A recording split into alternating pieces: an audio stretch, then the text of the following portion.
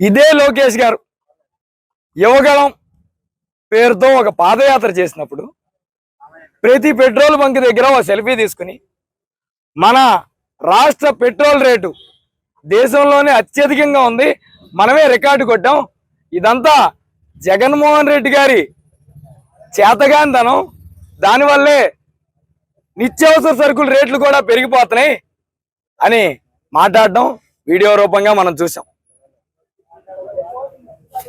కానీ ఈరోజు లోకేష్ గారు మీరు మాట్లాడారు కాబట్టి నేను అడుగుతున్నా సార్, రాష్ట్రం రకరకాల కారణాలు మీరు చెప్తారు, యుద్ధాలని చెప్తారు, సంక్షోభాలని చెప్తారు, మరి ఆ రోజు మీరు మాట్లాడిన మాట బట్టే చెప్తున్నా సార్. సార్ ప్రస్తుతం పెట్రోల్ రేటు 113 రూపాయలు పైమాట ఉంది సార్.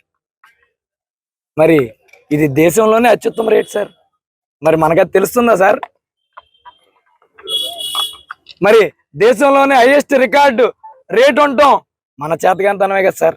అంటే మన నాన్నగారిని మనం చేతగానివాడిగా చెప్తున్నామా సార్?